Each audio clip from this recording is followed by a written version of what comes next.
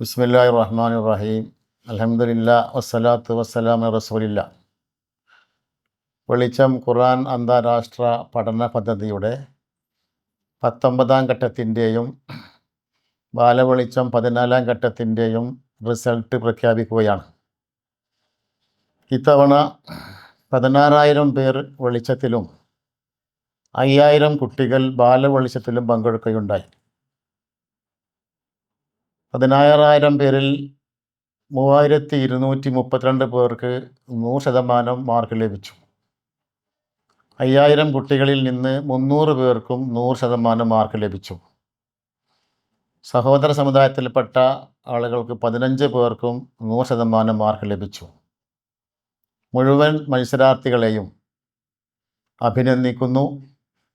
വെളിച്ചത്തിനോടൊപ്പം ഖുർആൻ പഠനരംഗത്ത് വീണ്ടും ഉണ്ടാവണമെന്ന് അഭ്യർത്ഥിക്കുന്നു. പരീക്ഷാഫലം ഇന്നു മുതൽ വെളിച്ചം.in എന്ന വെബ്സൈറ്റിൽ ലഭ്യമാണ്.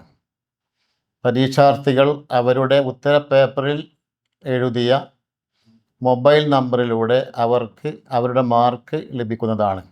കൂടാതെ പരീക്ഷാർത്ഥികൾക്ക് ആൻസർ കീ ആവശ്യമെങ്കിൽ ഇതേ വെബ്സൈറ്റിൽ നിന്ന് ആൻസർ കീ ഡൗൺലോഡ് ചെയ്യാവുന്നതാണ്. വെളിച്ചം ബാലവെളിച്ചം ഖുർആൻ അന്താരാഷ്ട്ര പഠന പദ്ധതിയോടൊപ്പം സംഘടിപ്പിക്കുന്ന മെഗാ ക്വിസ് മത്സരം വെളിച്ചത്തിൻ്റെ സംസ്ഥാന സംഗമത്തിൽ വെച്ച് നടത്തപ്പെടുന്നതാണ്.